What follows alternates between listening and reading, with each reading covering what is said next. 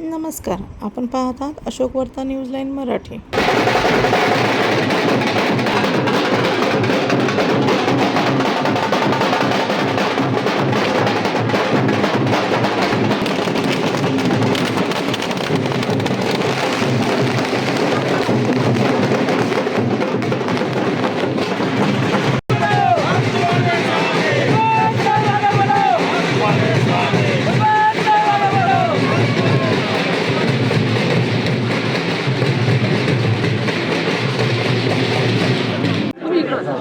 तुमचाच आवाज जास्त आहे. सर्वांनी शांत राहता. बोल का साहेब, बऱ्याच दिवसांनी नाशिकमध्ये आला, जोरदार स्वागत झाले, नवीन नियुक्त्या आलेल्या आहेत, काम पक्षाचं चांगलं चालू आहे, परंतु आपल्याकडनं काय सूचना असणार आहे? नाही, खरं म्हणजे अधिवेशन सुरू होतं त्यामुळे सुद्धा येऊ शकलो नाही आणि मध्ये जरा तब्येतीचे काही प्रॉब्लेम्स होते त्यामुळे सुद्धा डॉक्टरांनी सांगितलं की थोडा प्रवास कमी करायला पाहिजे. त्यामुळे जवळजवळ 1 महिन्याने मी इथे नाशिकमध्ये आलो. बाकी ठीक आहे, नाशिकसारखं आहे. काय प्रश्न आहे तुमचे? नाही, आता नवीन नियुक्त झालेले आहेत. दिलीप खैरेंची जिल्हाध्यक्षपदी निवड झाली. आमच्या दुर्दैवाने जे आहे रवींद्र पगार यांचं निधन झालं अकाली, खरं म्हणजे म्हटलं पाहिजे, आणि त्यामुळे ती पोस्ट खाली होती आणि त्यासाठी आम्ही त्या सगळ्या जिल्ह्यामध्ये फिरू शकेल आणि काम करू शकेल अशा व्यक्तीचा आम्ही शोध घेत होतो. आणि दिलीप खैरे जे आहेत यांनी पूर्वीसुद्धा पक्षात काम केलेलं आहे, वेगवेगळ्या ठिकाणी काम केलेलं आहे, वेगवेगळ्या हुद्द्यावर काम केलेलं आहे.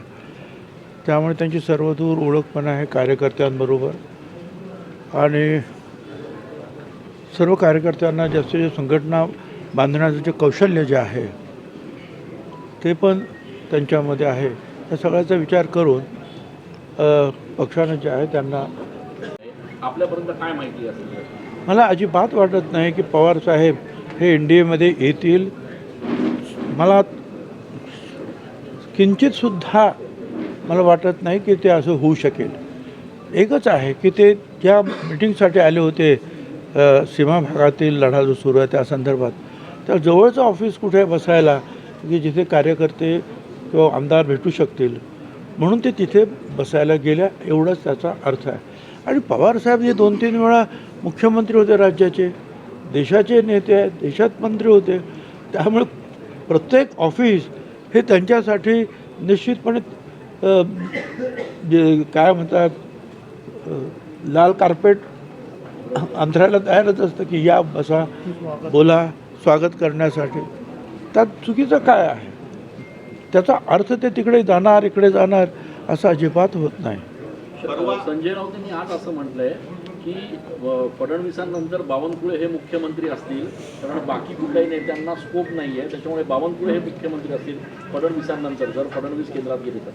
नाही, मी काय ज्योतिष वगैरे काही विचारलं नाही, अजून पाहिलं नाही आहे, आणि त्याच्यावर किती विश्वास ठेवायचा म्हणजे मला काही कल्पना नाही आहे. आमच्याकडे एक काँग्रेसचे लीडर होते, अगदी अध्यक्ष होते, आणि ते सारखं पंचांग बघायचे आणि सांगायचे की पुढच्या वेळेला मीच मुख्यमंत्री होणार. सगळ्यांना सांगायचे ओपन, मीच मुख्यमंत्री होणार. अध्यक्षपदसुद्धा त्यांचं राहिलं नाही, मुख्यमंत्री गेलंच, अध्यक्षसुद्धा राहिले नाही. तर हे असं आहे. आता किती त्याच्यावर विश्वास ठेवायचा? आता त्यांनी जे आहे ते पंचांग म्हणून पाहिलं की परिस्थितीचं जो आहे काय कानोसा त्याने घेतला. परंतु भाजप पक्ष जो आहे हा राष्ट्रव्यापी पक्ष आहे आणि त्यांचे लोक तिथे बसलेले आहेत. हजारो लोक, लाखो लोक काम करत असतात सर्व राज्यातून, आणि तिथून ते निर्णय घेत असतात की योग्य आणि अयोग्य काय ते. तर त्याची काळजी आपल्याला करण्याचं काय कारण आहे? साहेब, नवीन गॅस कनेक्शन कसं होणार, जिंकणार, हरणार, सगळं त्याच्यावर अवलंबून आहे. त्यामुळे ते हा जो बेस आहे, पाया आहे, हा पाया भक्कम झाला पाहिजे. यासाठी त्यांनीसुद्धा कष्ट घेतले. आमच्या इथे भांबरे म्हणून आमच्या इकडे आहेत, त्यांनीसुद्धा ठिकठिकाणी जाऊन जे आहे ते सगळ्यांना सांगितलं की कशा रीतीने जे आहे हे काम आपल्याला करायचं आहे. साहेब, नाशिकमध्ये एकाच पावसामध्ये संपूर्ण नाशिक जलमय झालं. नागरिकांना मोठा मनस्ताप सहन करावा लागला. सिंहस्थाची जी कामं सुरू आहेत, अनेक ठिकाणी गाड्या चिखल्यामध्ये अडकलेल्या होत्या, संपूर्ण नाशिकमध्येच जडलं गेलं होतं. आहे म्हणजे मी अगदीच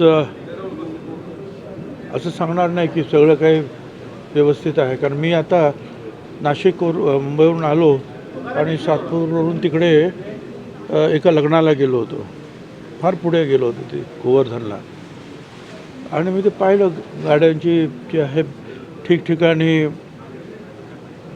ट्रॅफिक जॅम, रस्त्यांची कामं चाललेली आहेत.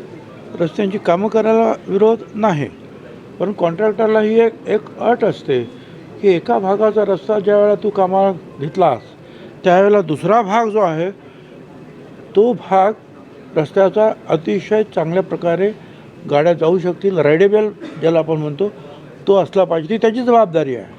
तिथे खड्डे असता कामा नये, तर मग त्या अर्ध्या रस्त्यातून सुद्धा गाड्या झटपट जाऊ येऊ शकतात, दळणवळण होऊ शकतं. पण मला असं वाटतं त्या गोष्टीकडे पूर्णपणे दुर्लक्ष झालेलं आहे. तुम्ही सुधारणा करतात, तुम्ही कामं करतात, त्याबद्दल माझं काही म्हणणं नाही, पण ते काम करत असताना बाकीचा अर्धा रस्ता जो दळणवळणासाठी आहे तो बिन खड्ड्याविरहित ठेवणं आणि तिथे ट्रॅफिक जी आहे ती सुरळीत कशी होईल हे पाहायला पाहिजे.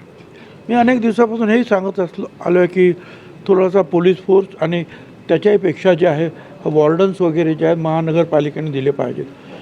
आता महानगरपालिका यांनासुद्धा सांगू शकते, ज्यांचं काम सुरू आहे, रस्त्याचं असेल दुसरं कसलं असेल, त्यांनासुद्धा सांगू शकतो की तुम्ही तुमची माणसं इथे ठेवा आणि कुठल्याही पद्धतीमध्ये परिस्थितीमध्ये ही ट्रॅफिक जाम होणार नाही याची काळजी घ्या. हे त्या कॉन्ट्रॅक्टरलासुद्धा सांगू शकतात, कॉन्ट्रॅक्टरसुद्धा त्यांची माणसं ठेवू शकतात. पण हे सगळं करून घेतलं पाहिजे आपण.